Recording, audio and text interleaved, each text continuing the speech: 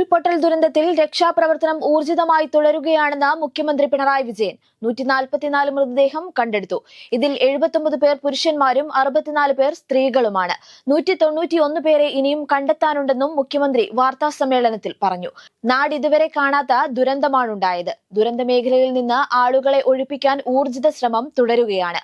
ആദിവാസി കുടുംബങ്ങളെ മാറ്റിപ്പാർപ്പിക്കുന്നു. 2 ദിവസമായി നടന്ന രക്ഷാപ്രവർത്തനത്തിൽ 1592 പേരെ 2 ദിവസത്തിനകം രക്ഷപ്പെടുത്തിയെന്നും മുഖ്യമന്ത്രി അറിയിച്ചു. വയനാട് മെഡിക്കൽ കോളേജിലെ കാർഡിയോളജി വിഭാഗം ശക്തിപ്പെടുത്താൻ തസ്തിക മാറ്റത്തിലൂടെ 2 തസ്തികകൾ അനുവദിക്കാൻ മന്ത്രിസഭായോഗം അനുമതി നൽകിയതായി ആരോഗ്യവകുപ്പ് മന്ത്രി വീണ ജോർജ്. ഒരു അസിസ്റ്റന്റ് പ്രൊഫസർ തസ്തികയും ഒരു സീനിയർ റെസിഡന്റ് തസ്തികയുമാണ് തസ്തിക മാറ്റം വരുത്തി അനുവദിച്ചത്. വയനാട് മെഡിക്കൽ കോളേജിൽ കാത്ത് ലാബ് സജ്ജമായി കാർഡിയോളജിസ്റ്റുകളുടെ സേവനം ലഭ്യമാക്കിയിരുന്നു. കാത്ത് ലാബിൽ എക്കോ പരിശോധനകൾ നേരത്തെ ആരംഭിച്ചിരുന്നു. രക്തധമനികളിൽ ഉണ്ടാകുന്ന തടസ്സങ്ങൾക്കും കാത്ത് ലാബിൽ നിന്ന് ചികിത്സ ലഭിക്കും. വയനാട് ദുരന്തത്തിൽ ജീവകാരുണ്യ പ്രവർത്തനങ്ങളുടെ ഭാഗമായി 2 കോടി രൂപയുടെ സഹായവുമായി കല്യാൺ സിൽക്സും കല്യാൺ ഹൈപ്പർ മാർക്കറ്റും രംഗത്ത്.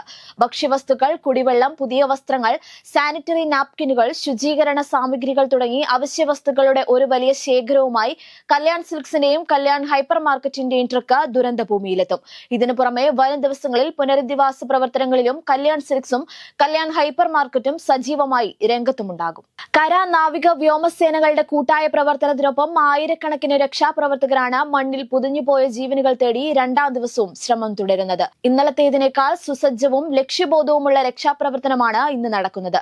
നാളെ രാവിലെയോടെ ചൂരൽമലയിലെ തകർന്ന പാലത്തിന്റെ സ്ഥാനത്ത് സൈന്യം താൽക്കാലിക ബെയിലി പാലം ഒരുക്കും. പാലം ഒരുങ്ങുന്നതോടെ ദുരന്ത മേഖലയിലേക്ക് കൂടുതൽ രക്ഷാപ്രവർത്തകർക്ക് എത്തിച്ചേരാനാകും. സംസ്ഥാനത്ത് അടുത്ത 5 ദിവസം വ്യാപകമായ ഇടിമിന്നലോടുകൂടിയ മഴയ്ക്ക് സാധ്യതയുണ്ടെന്ന് കേന്ദ്ര കാലാവസ്ഥാ വകുപ്പിന്റെ മുന്നറിയിപ്പ്. കേരള തീരം മുതൽ തെക്കൻ ഗുജറാത്ത് തീരം വരെ ന്യൂനമർദ്ദപാത്തി സ്ഥിതി ചെയ്യുന്നുണ്ട്. അതോടൊപ്പം പടിഞ്ഞാറൻ വടക്കു പടിഞ്ഞാറൻ കാറ്റ് അടുത്ത 2 ദിവസം ശക്തമായി തുടരാൻ സാധ്യതയുണ്ടെന്നും ജാഗ്രത വേണമെന്നും കാലാവസ്ഥാ വകുപ്പ് മുന്നറിയിപ്പ് നൽകി. കേരളത്തിൽ അടുത്ത 5 ദിവസം വ്യാപകമായി ഇടിമിന്നലോടുകൂടിയ മിതമായ ഇടത്തരം മഴയ്ക്കാണ് സാധ്യത പ്രവചിച്ചിട്ടുള്ളത്. ഒറ്റപ്പെട്ട സ്ഥലങ്ങളിൽ നിന്ന് അതിശക്തമായ മഴയ്ക്കും ആഗസ്റ്റ് 2-ാം തീയതി വരെ ശക്തമായ മഴയ്ക്കും സാധ്യതയുണ്ട്. വിവിധ ജില്ലകളിൽ കാലാവസ്ഥാ വകുപ്പ് ഓറഞ്ച്, യെല്ലോ അലർട്ടുകൾ പ്രഖ്യാപിച്ചു. കേരളത്തിനുള്ള 3ാം വന്ദേ ഭാരത് എക്സ്പ്രസ് യാത്ര തുടങ്ങി. എറണാകുളം ബംഗളൂരു പാതയിലാണ് പുതിയ വന്ദേ ഭാരത് ഓടിത്തുടങ്ങിയത്. ഉച്ചയ്ക്ക് 12:50 എറണാകുളത്ത് നിന്ന് പുറപ്പെട്ട ട്രെയിൻ രാത്രി 10 ബംഗളൂരുവിലെത്തും.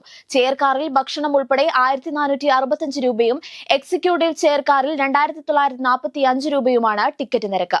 ബുധൻ, വെള്ളി, ഞായർ ദിവസങ്ങളിൽ ഉച്ചയ്ക്ക് 12:50 എറണാകുളത്ത് നിന്ന് പുറപ്പെട്ട് രാത്രി 10 ബംഗളൂരു കണ്ടോൺമെന്റിൽ എത്തും.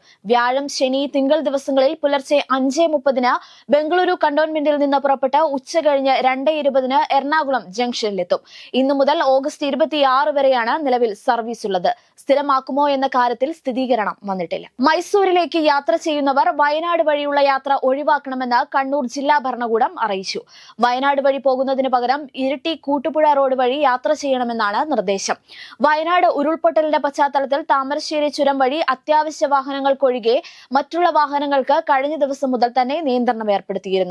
ചുരത്തിൽ ഗതാഗത തടസ്സമുണ്ടാകാതിരിക്കാനും മുണ്ടക്കൈ രക്ഷാപ്രവർത്തന സാമഗ്രികൾ എത്തിക്കുന്നതിനും ചുരത്തിലൂടെ സഞ്ചാരപാതയൊരുക്കാനാണ് ഗതാഗത നിയന്ത്രണം ഏർപ്പെടുത്തിയിരിക്കുന്നത്. ഇറാഖിൽ അമേരിക്കൻ സേനയുടെ വ്യോമാക്രമണം, 4 പേർ കൊല്ലപ്പെട്ടതായും നിരവധി പേർക്ക് പരിക്കേറ്റതായും റിപ്പോർട്ടുകൾ. പ്രതിരോധം മുൻനിർത്തിയായിരുന്നു ആക്രമണമെന്നും അമേരിക്കൻ സേനയ്ക്കും സഖ്യസേനകൾക്കും നേരെ ഡ്രോൺ ആക്രമണം നടത്താൻ തയ്യാറെടുത്തിരുന്നവരെ ലക്ഷ്യമിട്ടാണ് ആക്രമണം നടത്തിയതെന്നും അമേരിക്കൻ സേനാ വൃത്തങ്ങൾ വിശദീകരിച്ചു. ഒളിമ്പിക്സിൽ ബാഡ്മിന്റണിൽ ഇന്ത്യക്ക് വീണ്ടും സന്തോഷ വാർത്ത. വനിതാ വിഭാഗം സിംഗിൾസിൽ PV സിന്ധുവിന് പിന്നാലെ അവസാന ഗ്രൂപ്പ് മത്സരത്തിൽ ജയിച്ച പുരുഷ വിഭാഗം സിംഗിൾസിൽ ലക്ഷ്യ സെന്നും പ്രീ ക്വാർട്ടറിൽ കടന്നു. ആവേശകരമായ മത്സരത്തിൽ ലോക 4ാം നമ്പർ താരം ഇന്തോനേഷ്യയുടെ ജൊനാഥൻ ക്രിസ്റ്റിയെ നേരിട്ടുള്ള സെറ്റുകൾക്ക് വീഴ്ത്തിയാണ് ലക്ഷ്യയുടെ മുന്നേറ്റം.